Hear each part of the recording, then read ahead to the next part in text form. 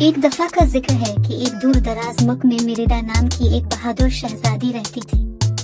اس کے جلے ہوئے سرخ بال اور اسکاٹش ہائی لینڈز جیسی جنگلی روح تھی جسے اس نے گھر بلایا تھا۔ میریڈا کو ایڈونچر اور تیر اندازی پسند تھی۔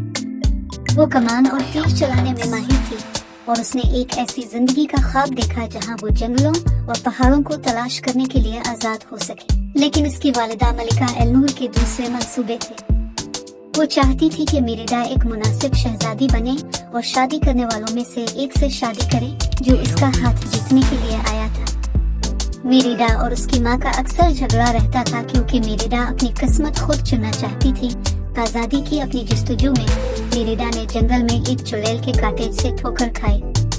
چڑیل نے اسے ایک خواہش پوری کر دی لیکن یہ غلط ہو گیا۔ اس کی ماں کو ریچھ میں تبدیل کر دیا۔ میریڈا اور اس کی ماں ریچھ کو جادو کو توڑنے کے لیے مل کر کام کرنا پڑا۔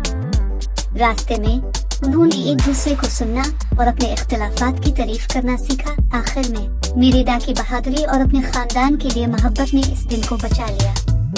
اس نے اپنی ماں کے ساتھ بندھن کو درست کیا اور دونوں نے محسوس کیا کہ میریڈا اس کی اپنی شخص ہو سکتی ہے اور اپنی پسند خود کر سکتی ہے، اور اس طرح شہزادی میریڈا نے اپنی مہم جوئی جاری رکھی، اپنی جنگلی روح کو گلے لگاتے ہوئے اور خوبصورت اسکاٹش ہائی لینڈز میں محبت اور آزادی سے بھری زندگی گزاری۔